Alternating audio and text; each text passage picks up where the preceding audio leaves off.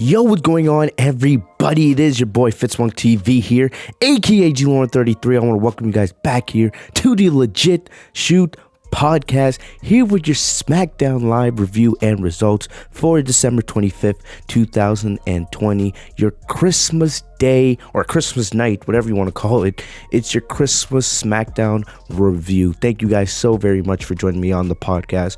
As you guys can see, we are going audio only for tonight's podcast. Got some people over for the holiday, and it's a little bit loud in my house, so I decided it would be better if I just do it audio only.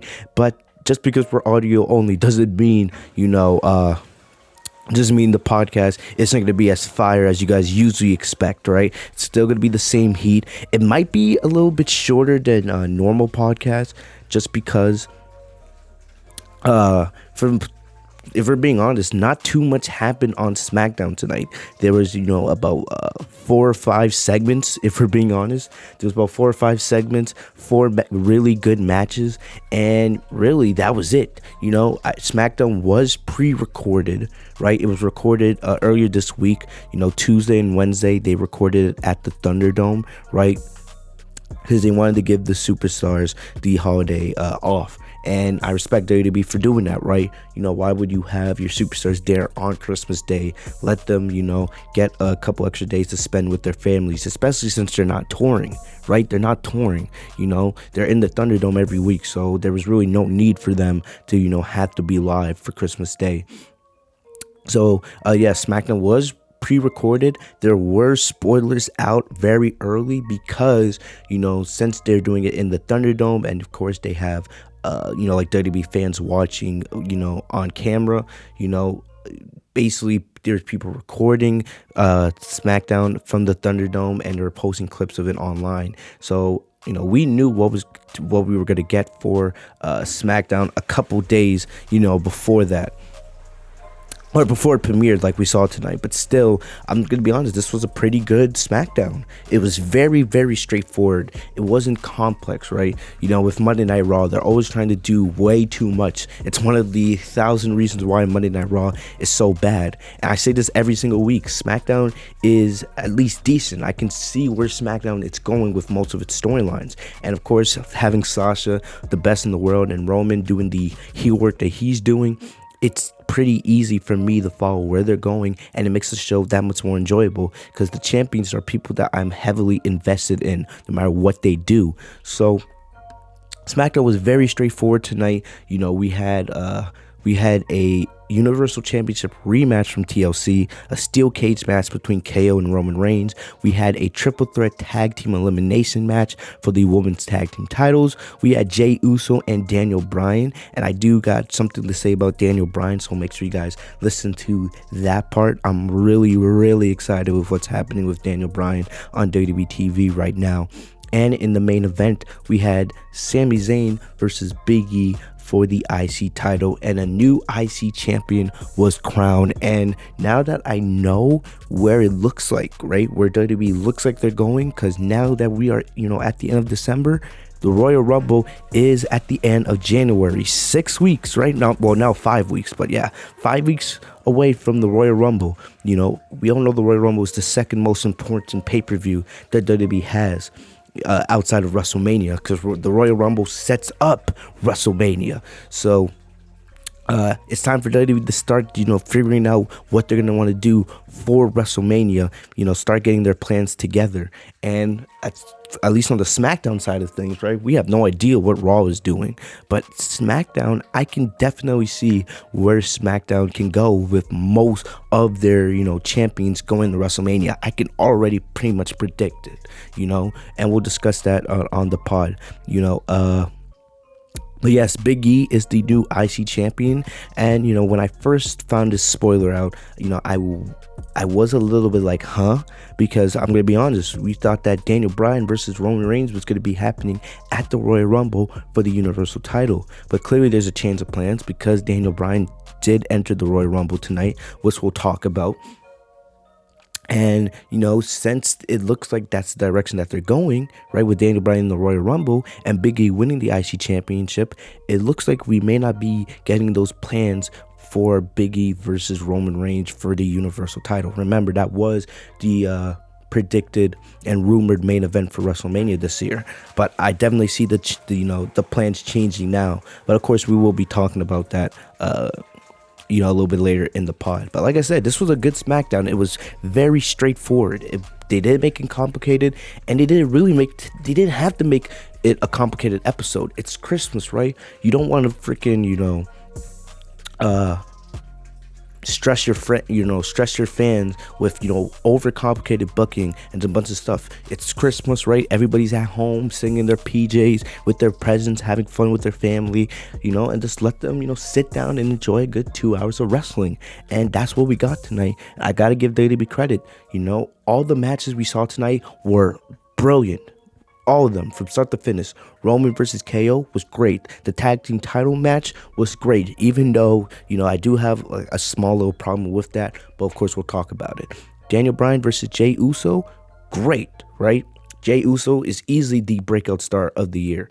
And the main event with Biggie versus Sami Zayn was great, right? There was only 4 matches on the card tonight, but they all got a good amount of time, and they all told stories at the end of the day. And that's all that I really asked for at the end of the day. Give me simple but compelling television and a reason to tune in the next week. And that's what they did, and I gotta give WWE credit for that. Hopefully they can continue with that, with SmackDown going into next week and beyond. Like I said, SmackDown is booked much better than Monday Night Raw. I don't know how the ratings are going to look, of course, because even though SmackDown does do decent ratings, they usually go above a 2, and they have been on the rise because they just did 1 million viewers on FS1. And the thing about it is, FS1, usually when SmackDown's on there because they're doing like a sports event on Fox, usually the ratings are lower than 1 million. They're in like Monday Night Raw territory, right? Actually, no, lower than Monday Night Raw. They're in like NXT AEW territory when they're on FS1. But they actually did over 1 million viewers last week on FS1, which shows that people are actually invested into SmackDown. That is a terrific rating for WWE to get for SmackDown on FS1.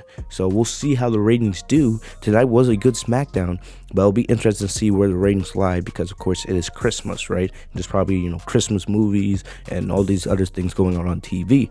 But, no matter what, it was a good edition of SmackDown. And we will talk about that, of course. Like I said, guys, thank you guys for joining me on the podcast as always, right? Just letting you guys know, a couple of quick announcements, all right? Next week, I am planning to have, 2 extra editions of the podcast out for you guys, right? I was considering putting out these bonus episodes earlier this week, but I instead changed my mind, and I'm actually going to put these up, this week with the new year. So I have one video. We're going to be talking about Sasha Banks and why 2020 was the best year of her career. She did so much, right? From inside WWE, right? Winning all the titles to outside of WWE, being, in The Mandalorian, debuting as Koska Reeves, her debut in Star Wars, how good that was. She did so many great things this year, and I'm going to talk about why I believe, even though I'm a little biased, but still, I feel like she is the MVP for WWE. Her and Drew McIntyre are really the only two, and Bayley, I can't disrespect Bayley, but why I believe Sasha Banks was the MVP for WWE in 2020. I don't know when I'm going to post that podcast, right? It's going to be sometime next week before New Year's. I also have another bonus podcast where we're going to be talking about everything that happened with WWE in 2020. It might be a long podcast, I'm still trying to edit it down right now because there was so much that happened with WWE this year, from at the beginning of the year with the Royal Rumble and having fans, right? And then of course the pandemic starting and having no fans, the WrestleMania that was too big for one night as they marketed it, then from them going from the Performance Center to having fans in the Performance Center to moving to the Thunderdome and all the pay-per-views, the bad booking on Monday Night Raw, the decent booking on SmackDown. We're going to talk about all that. We're going to talk about the Slammy Awards, right? Which ones they got right, which ones they got wrong. We're also going to talk about the best matches of the year. So I'm either gonna go live with that podcast or it's just gonna be an edited down version of it. I'm still deciding on that, but I do promise, right? And you guys know when I make a promise, I usually always come through on it. I will have that podcast up. I will have that podcast up for you guys next week, along with your normal Monday Night Raw and SmackDown review. So a lot of podcast content coming next week. It's going to be a heavy WWE week for, my wrestling subscribers. But definitely make sure you guys like, comment, and subscribe. Just make sure you guys are notified so you guys know when all those videos drop, right? So, all right, enough of that. Those are the announcements and the little opening shoot talking about SmackDown. But let's get into SmackDown tonight, right? Like I said, I'm going to try to get through this, reasonably quickly because, like I said, there was only about 4 or 5 segments on the show. There was the 4 matches, a couple of backstage segments, and that was it. It was a very straightforward SmackDown, but I enjoyed it. So I'm not going to talk much about these matches. I'm more just going to talk about what these matches mean for the future of SmackDown and some of these characters. So first off, we're going to talk about Roman Reigns and Kevin Owens. They had a rematch tonight for the Universal title. Remember, they had a brilliant match at TLC, right? I've been very, very happy to see KO finally back in that main event picture because that's where he belongs. Right, for so long, for most of this year, Kevin Owens is one of my favorite baby faces in the company. The thing about it is, he just hasn't been used correctly at different points this year. After the Seth Rollins feud, and that amazing match they had at WrestleMania. He wasn't really used mostly for, the summer months. He was mainly just hosting the KO show, no matter if it was with the Iconics or Rey Mysterio or Aleister Black or whatever. He didn't do much, during the summer and early fall months. But I was really excited to see him on SmackDown, and I'm very happy to see him back in the title picture, right? Am I a little disappointed that KO's not champion? Yes, I'm going to be honest for you guys. But, it's not really, a surprise. If you look at the level of work that Roman's been doing since he came back, there's a reason why Roman is champion. Roman's going to walk into WrestleMania as a Universal champion. There's going to be no one to stop him. Absolutely no one. But, either way, the story that they told going into TLC, and I talked about it on the TLC review. If you haven't checked it out yet, I don't know what you're waiting for. Go check out the TLC review stream. Another banger of a podcast. Usually the pay-per-view podcasts are my best podcasts every year. But go check that out if you guys haven't already. But KO versus Roman was great at TLC. It told a great story, right? Involving KO's family and Roman basically calling himself the head of KO's family because he believes since he's at the top of the mountain, he provides for not only his family, but all the other families in the WWE. Great story there, right? They made KO look like a badass at TLC, and I'm hoping that they continue with that, right? Because we know so many times WWE is known for that 50-50 booking. So they did a steel cage match tonight, and mainly, the whole point of a steel cage is to keep people from the outside from interfering. And we know Jay Uso, he got involved in KO's match at TLC numerous times, right? It was more like a 2-on-1 than a 1-on-1 TLC match, right? Paul Heyman's always at ringside, but he never gets involved in these things. He just gives you guys those amazing reactions. But we got the match tonight, and it was great. It was just as good, if not better, than their match at TLC, And one thing I'm always thinking about is we see all these matches taking place in the Thunderdome, and for the most part, it's, it's fake crowd noise. It's not real. Right, but still, WWE, when it comes to some of these big matches, right, like Hell in a Cell, like TLC, like a steel cage match, they've done a great job of, still, even though it's fake crowd noise at the end of the day, and there's no real reaction outside of seeing the reactions on the faces of those in the Thunderdome, they've done a great job at producing these matches just as well, and we'll talk about that when we have the end of the year stream next week. There's so many bangers bangers of matches from this year, you know. And when this pandemic started, that was one of the big things I was worried about, not having, you know, fans in attendance. How much was that going to really affect some of these great matches? But then you look back at matches like Drew McIntyre and Roman Reigns, the Roman Reigns versus Jey Uso feud, KO, what he's been doing with Roman, Sasha versus Carmella, Sasha versus Asuka, Sasha versus, you know, Bayley. You know, those are the ones that are coming to my mind, you know.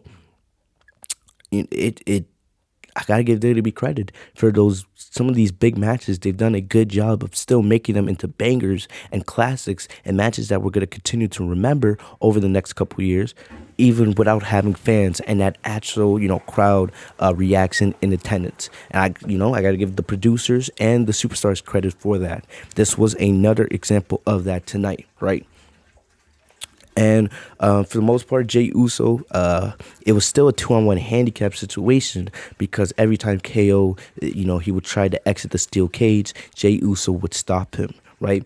Near the end of the match, Jey Uso took a pair of handcuffs because KO had Roman down and he basically had the match won.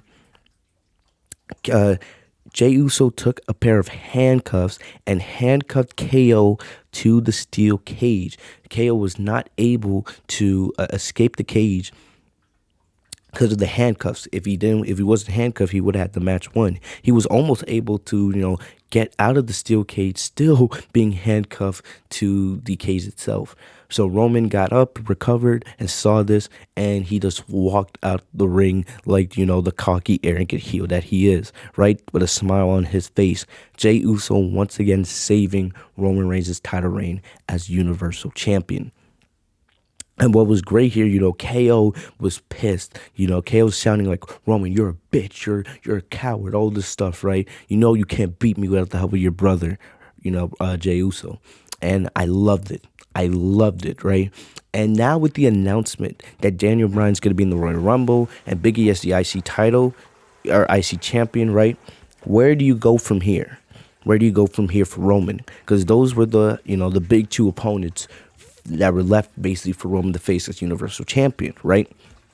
We know that SmackDown, they don't have the biggest crop of main event talent. That's why it pisses me off when somebody like Aleister Black's not being used, right? Because you turned him heel, you changed up his entire character, and now, you know, especially with what happened with Zelina Vega getting fired, you know, Aleister Black he's not even being brought up in creative meetings anymore. You know, I read that article earlier this week. I'm just like, how did you fuck up on somebody like Aleister Black?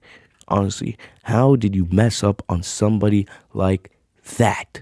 You know, you're looking for opponents for Roman, right? If you had built up Aleister Black as the main event babyface star he was in NXT, there you go. Imagine how good a Roman versus Aleister Black feud could be, especially with a babyface Aleister and the heel work that Roman is doing right now.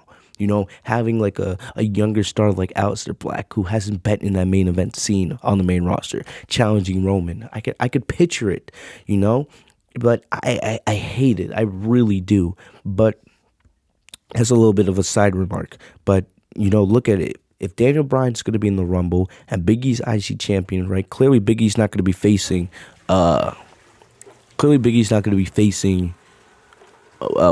Roman anymore as IC champion. So I say do KO versus Roman one more time. Do it one more time at the Rumble. The feud has been great. I would not mind seeing it one more time. I'm happy that KO is getting this push because I'm looking at SmackDown and I'm thinking of it right now. There's really no other big baby faces left for Roman to go up against other than Big E and Daniel Bryan, who are, you know, already preoccupied. So I would have no problem, even though KO's not going to win the title. Still, man, you made KO look like a badass these last couple weeks. Continue that momentum heading into the Rumble, right? And I know you have 5 weeks, but hey, man, you know, they're doing great with the story so far. Why end it here? Why end it here? Maybe you do a stipulation where if Jey Uso interferes, Roman loses the Universal title. Maybe, I don't know. Maybe you do a last man standing or an I quit match. I don't know. But you know, Roman's continuing his amazing heel work as champion. KO's looking like a badass. You know, in the long run, I would do KO versus Roman one more time at the Rumble. Let me know what you guys think in the comment section about that. You know, And the thing about it is, I know some people have been asking me why I don't think Roman's Superstar of the Year. It's easy. The guy missed half of the year. As great as his heel work has been since he came back at SummerSlam, right? Came back in August, and he's done great work over the last 5 months. He missed half the year. Roman didn't do anything at the beginning of the year. He did nothing. We know he was supposed to go up against Goldberg, but he didn't do anything during that time. Nothing notable. Nothing notable. I think he was still feuding with Baron Corbin or something. Yeah, he faced Baron Corbin at the Rumble. He babyface Roman during those first couple months of the year did nothing. So if you look at it, the first 8 months of the year, Roman did nothing to be deserving of Superstar of the Year. He was gone for half of it, and the other half of it, he did nothing as a babyface. So that's why Roman should be Superstar of the Year. If Roman was Superstar of the Year, that would be a slap in the face to Drew McIntyre and Sasha Banks and Randy Orton and Bayley. The people who have carried the company throughout the pandemic, throughout the entire year, who have been there every single week, every pay-per-view, killing their asses off, man. Like, that's the whole thing. I love Roman as a heel. He's turned me into a fan of his with this heel run. But it's just me being honest. You can't have someone not do anything for the first 8 months of the year and the final four, absolutely kill it, and then just say, oh, he's deserving of, being Superstar of the Year. I'm sorry. No, it doesn't work that way. That's just my opinion. All right. But, yeah, that's my thoughts on that. But I would continue the Roman Reigns and KO program going into the Royal Rumble.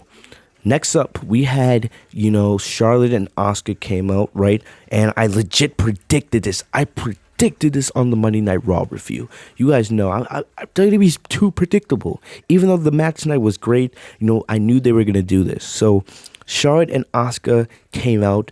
They announced this on Monday Night Raw that they would be defending the tag titles for the first time on SmackDown's Christmas edition.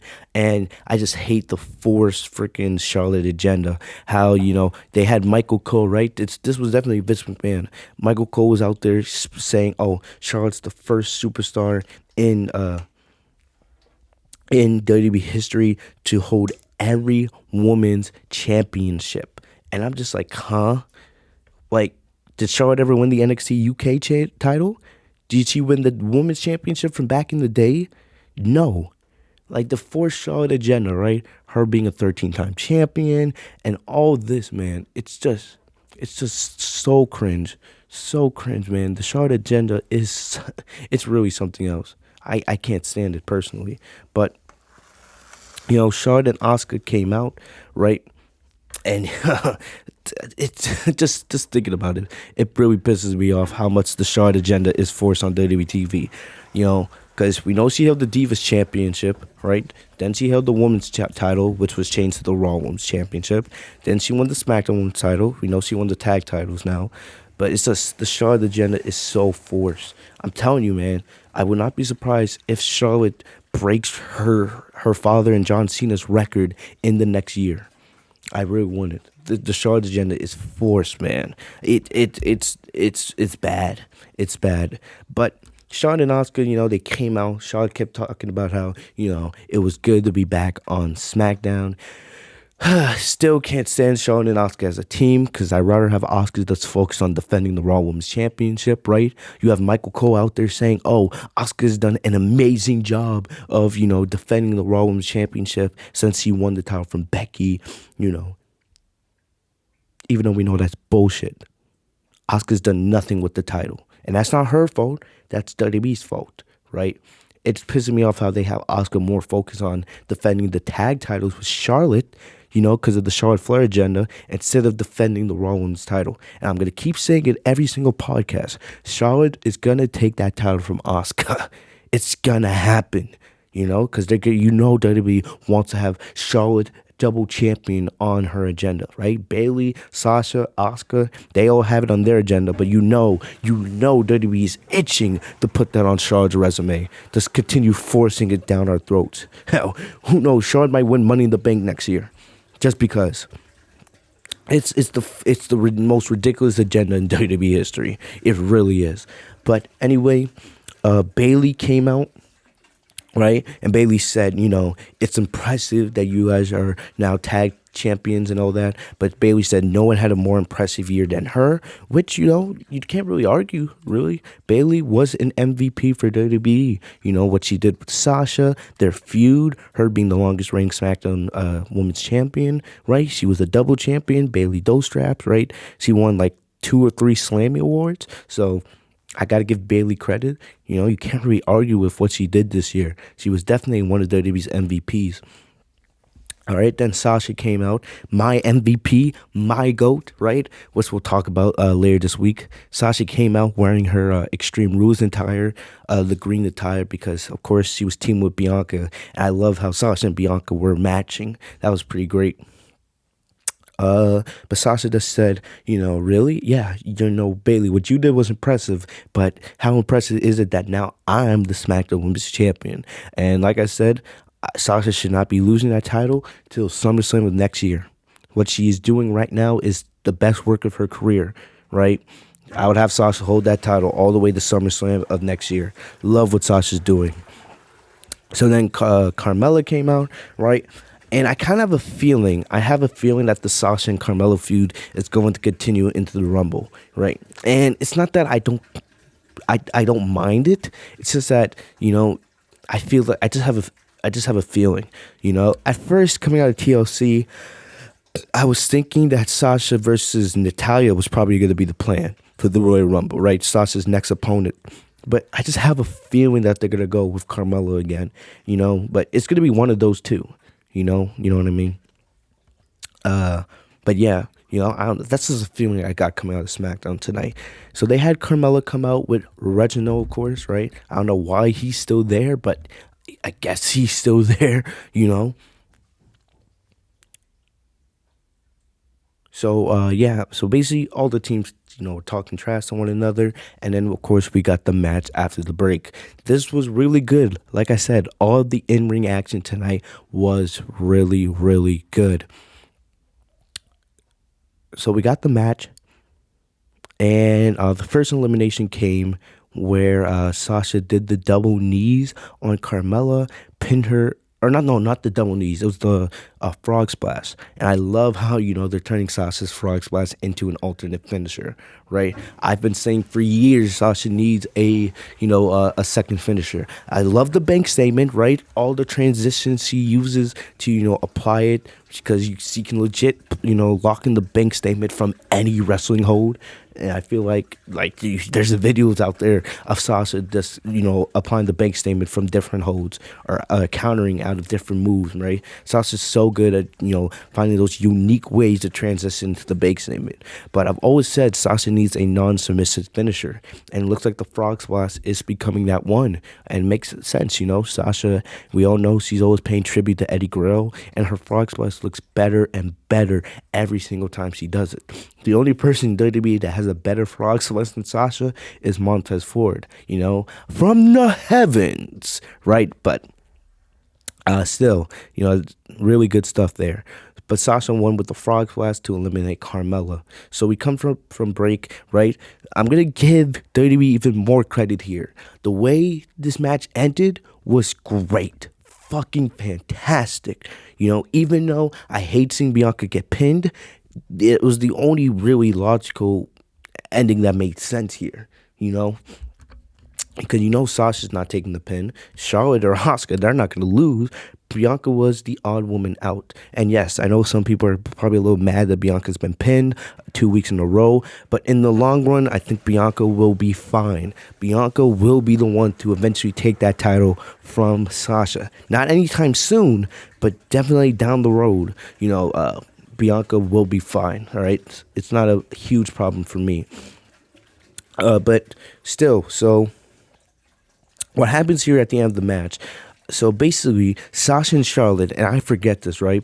Sasha and Charlotte have amazing chemistry. Even though they had their legendary feud in 2016, you forget how good the chemistry is because they haven't had an actual feud, since 2016. They've been in the ring together a couple times, but, it's been mainly, 4 years.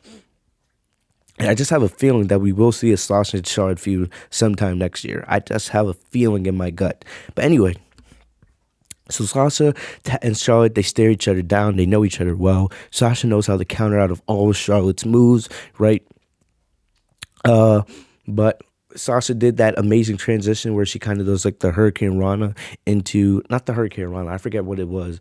I think it was like the Mistana, something. I forget the name of the move. You guys know what I'm talking about, right? That move Sasha does. Charlotte sells it so well. One of the only good things Charlotte actually does. But the Mistana, whatever the name of the move is, Sasha transitions it straight into the Banks name, and Charlotte reverses it. Charlotte eventually puts Sasha in the figure four leg lock. But then Bianca, right? Bianca, we all know how long her ponytail is.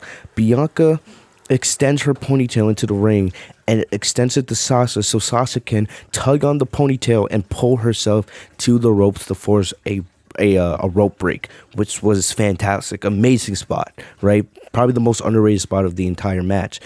But then, right, like I said, WWE did a great job here because you had Bayley and Carmella still on the outside. They didn't leave the ring after they got eliminated because Bayley, of course, Bayley's still feuding with Bianca, and Bayley still wants to try to stick it to Sasha whenever she can. So Bayley's on the outside of the ring, right? So Sasha's about to make the tag to Bianca, but then or no, Sasha did make the tag to Bianca. Bianca did her thing. Bianca and Charlotte had some really good ring interaction during this match. But all of a sudden, right, Asuka does a hip toss on Sasha. So Sasha goes to the outside, and then Sasha, gets knocked. She knocks herself into Reginald again. It looked like Sasha did like a inverse Rana on Reginald on the outside of the ring, but it's hard to tell, but it looked really good. So that took Sasha out basically for the rest of the match. So then Bianca, right, she tries to tag Sasha back in, but she sees Sasha's not on the ring apron. And Bayley's laughing, right? Because Bayley's like, where's your partner, right? So Bayley's, even though she knows she's not going to win this match, Bayley's doing whatever she can to keep Sasha and Bianca from winning. Mainly Bianca, right? Because Sasha's still SmackDown Women's Champion at the end of the day. But she's trying to do whatever she can to keep Bianca from winning the title, because of their feud. So Bianca sees that she can't tag Sasha in, and Bianca, can tell it was because of Bayley, of course. So then Bianca gets to a 2-on-1 situation. She gets hit by a move by Asuka. Charlotte tags herself back in, hits the natural selection, and Charlotte and Asuka defend their titles.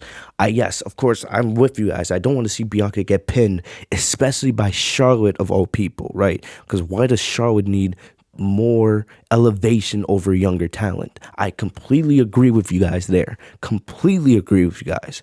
But this was the only ending that made sense. I don't know why they booked it. Well, I do know why they booked the match. They booked the match for ratings because, they're trying to get some of those Monday Night Raw viewers who love Charlotte to come watch SmackDown. Same thing with Asuka. So, and you knew the match was good. The match was really good. Really good. But, this was the only logical ending. It was the only ending that made sense. And like I said, I think Bianca will be fine in the long run. She'll be fine, right? Nothing really to worry. I'm not worried about Bianca. Bianca's going to continue her feud with Bayley. I could see Bianca also feuding with Carmella. I'm going to be honest, Carmella's doing pretty well for herself right now. So a Bianca-Carmella feud, I don't really have a problem with that because, you're saving Bianca, you're building Bianca up for Sasha. So I can see the Bianca and Bayley feud continuing and Bianca feuding with Carmella unless they continue with Sasha and Carmella.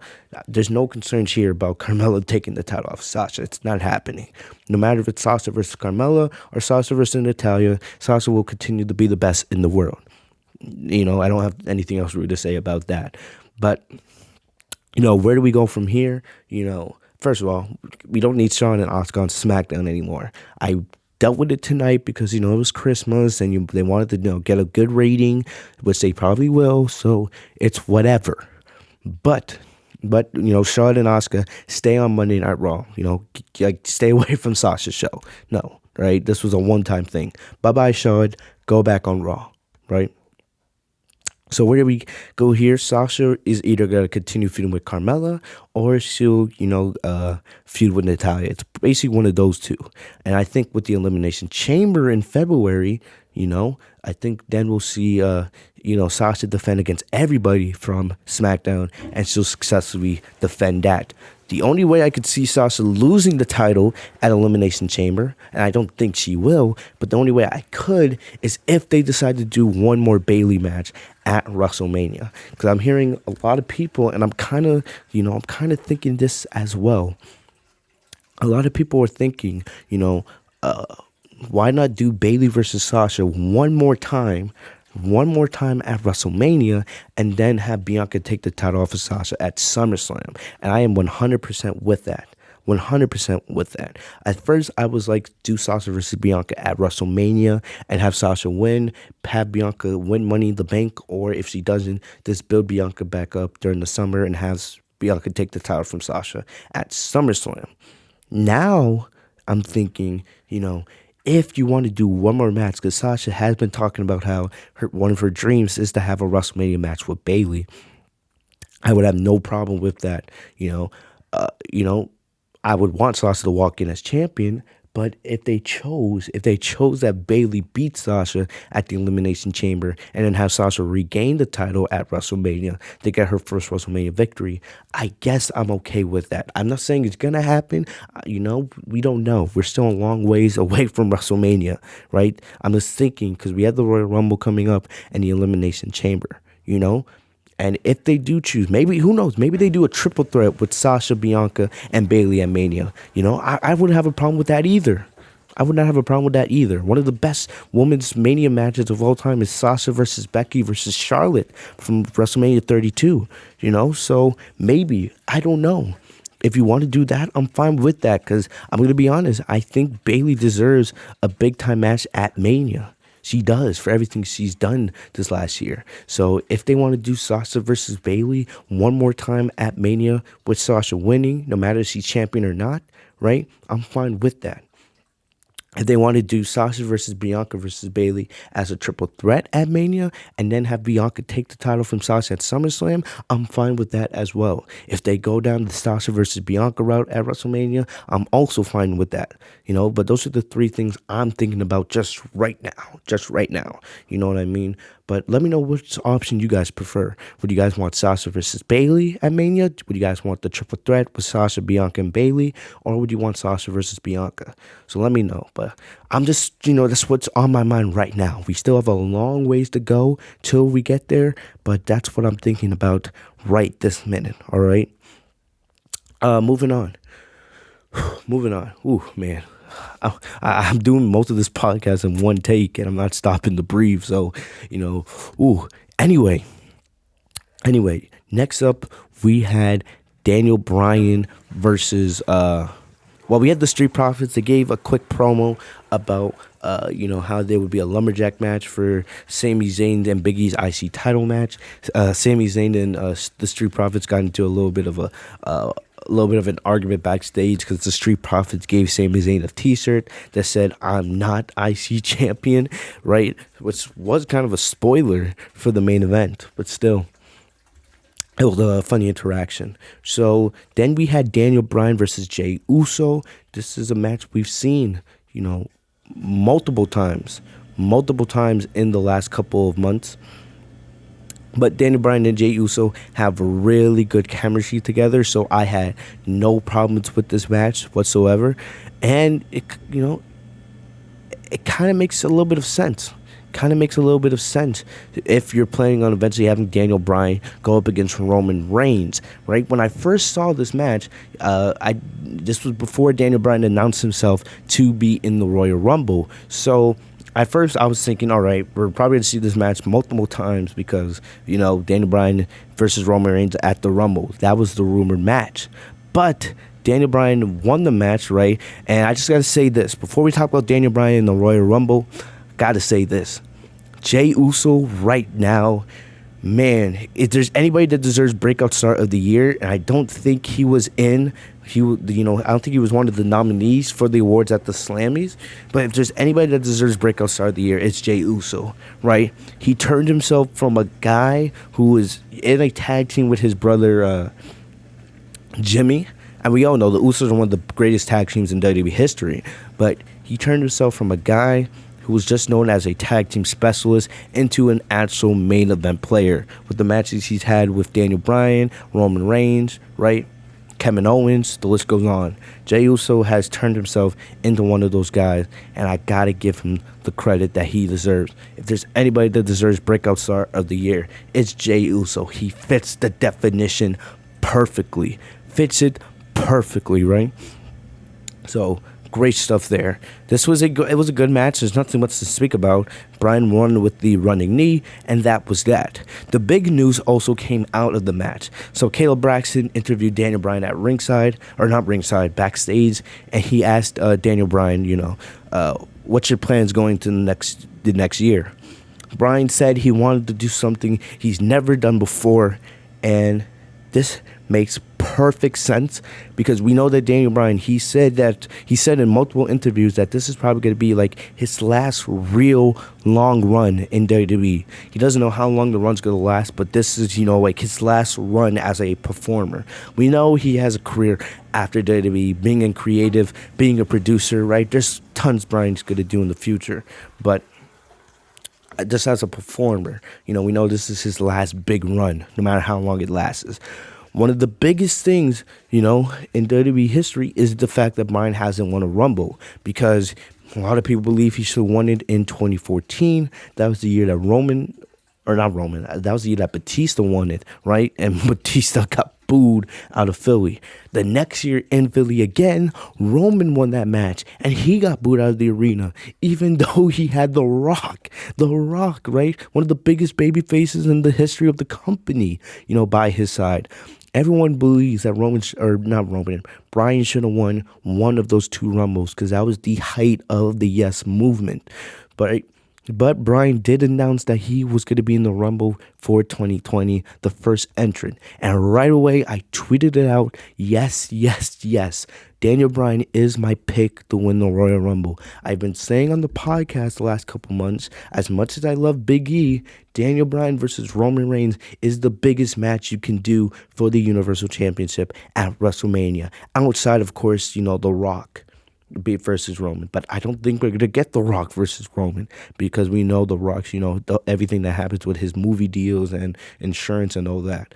We'll get Rock versus Roman probably one day. I just don't see it happening this year unless something changes between now and the Rumble, right? Because, of course, if you can get The Rock at Mania, The Rock versus Roman is easily the path you go. Bryan versus Roman is the next best thing, and that's easily a main event for WrestleMania. Easily the main event you do. I've been saying it for months. Daniel Bryan with the Yes movement, especially if you're going to be in Raymond James Stadium with fans, and I believe WWE can do it, because I know Florida is, pretty... They're pretty easygoing when it comes to having fans in stadiums. So I could definitely see that happening, right?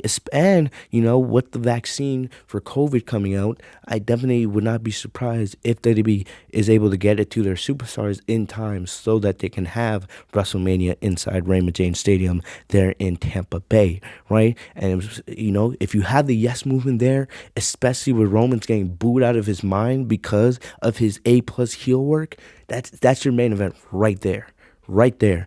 And my boy Anthony texted me. You guys know Anthony. He was the co-host. I say this all the time. He was the co-host of this podcast with me for a couple years back at WrestleMania 34, right? From WrestleMania 34 to WrestleMania 35, he was my co-host. And definitely, he texted me because he was watching SmackDown with his girlfriend tonight, and he texted me right when I tweeted out that Bryan should win the Rumble. He texted me the same thing. He said, he told me to say this on the podcast, and I agree with this 100,000%. If Daniel Bryan does with the Rumble, and he goes on to beat Roman Reigns at WrestleMania. What they should do is have Sami Zayn, because Sami Zayn's heel work has been fantastic. Fantastic. It's time for Sami Zayn to be put in the main event scene where he belongs. Spoiler alert, Biggie won the IC title tonight. Sami Zayn, it's time to move him up to the main event scene because he is one of the best heels in the company. He's one of the best things about SmackDown these days, along with Roman and Sasha, of course. Like Anthony said, and I agree with him, Sami Zayn should win Money in the Bank. Because imagine how annoying Sami Zayn would be as Mr. Money in the Bank, right? He's already great as a heel. He was great at being an annoying heel with the IC title. Imagine how annoying he would be with the Money in the Bank briefcase. And then eventually cashing in on a babyface Daniel Bryan, maybe at SummerSlam, if that's what you want to do. Give Sami Zayn a lengthy run. And here's the best part. He told me, and I have no problem with this whatsoever, have Sami Zayn drop that title to John Cena at WrestleMania 38, a year and a half from now. And Cena finally gets that final moment of his career when he finally wins his 17th world title. Because I've been saying it for fucking years. I've been saying it for years. I know Cena, he wants to have respect for the company and not walk in as a part-timer and win the world title. But it's the only thing left for Cena to do, really.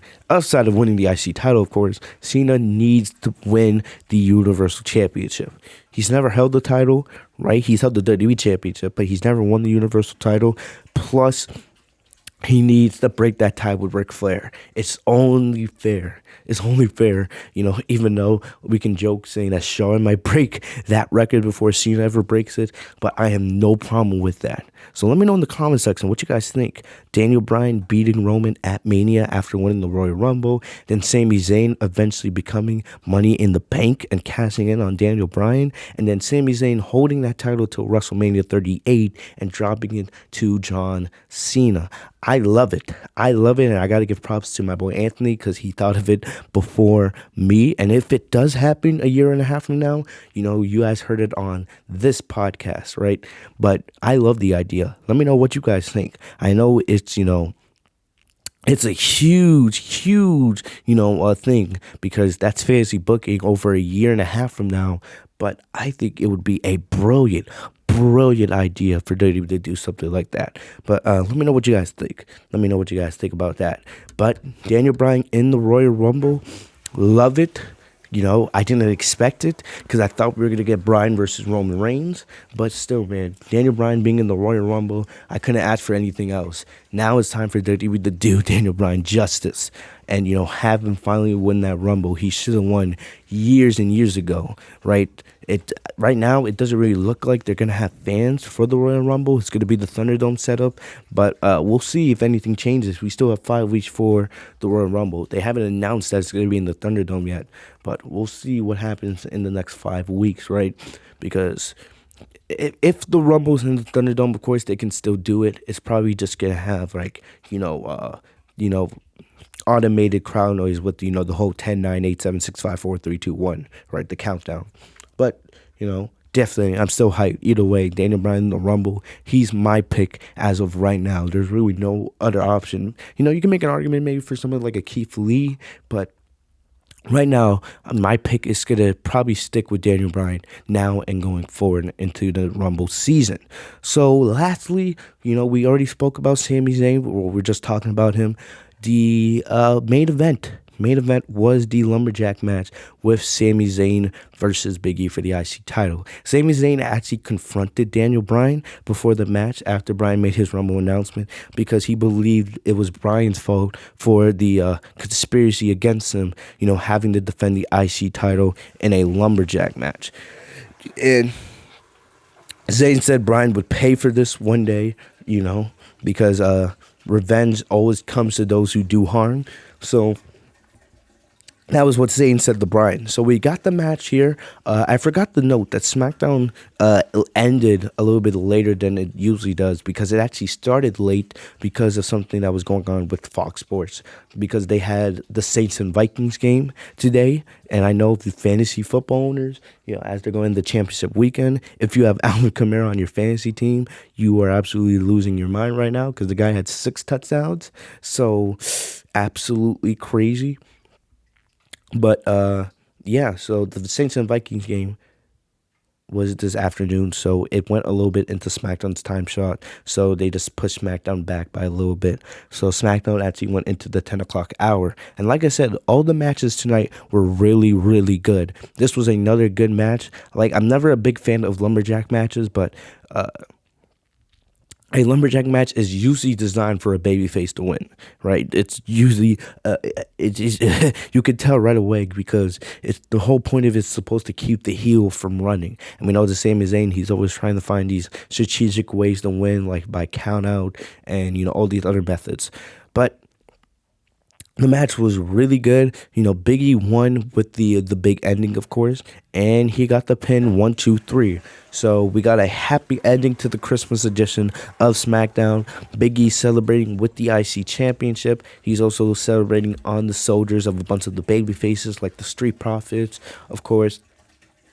Otis, Chad Gable, etc. They were all celebrating with Biggie to close the show as the pyro went on in the background and the Thunderdome was celebrating. So happy for Biggie, right?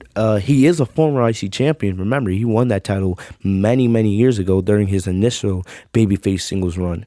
And I don't have a problem with Biggie being champion now that we know that Daniel Bryan is most likely going to win the Royal Rumble and go up against Roman. If the plan was still for Daniel Bryan to go up against Roman at the Rumble, I wouldn't be that happy about this because I'm going to be honest, I've been saying for months I wanted to see a babyface KO versus a heel Sami Zayn IC title feud. But the thing about it is they can still do a KO versus Sami Zayn feud. They can still do it. They don't need the championship. But still, man, who knows? Maybe, eventually we see a triple threat with Biggie, KO, and Sami Zayn, right? But like I said, I have no problem with Biggie winning the title since, the plans for Daniel Bryan have changed. And I like the plans right now for Daniel Bryan, so I'm not going to complain. But, either way, I'm happy for Big E. We'll see what he does with the title. I'm hoping he has some matches with, like, a Nakamura, with a Cesaro, right? Because there are some, like an Aleister Black. I was just complaining about Aleister Black. This is what I'm going to say right now. Aleister Black should be built up to become the next IC champion.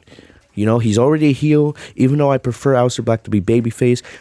Aleister Black to be the next IT champion would be absolutely perfect. Absolutely perfect, man. If anybody from WWE is listening to this, make Aleister Black your next IC champion. Build him up, right? He's been rotting away, so you can't just force him into the title picture. But I would build him up, have him win a couple of matches, and then eventually have him beat Biggie. Have Biggie beat guys like Cesaro and Nakamura, because those could be, really big challengers for him. And then have him have Aleister Black build up to beat Big E.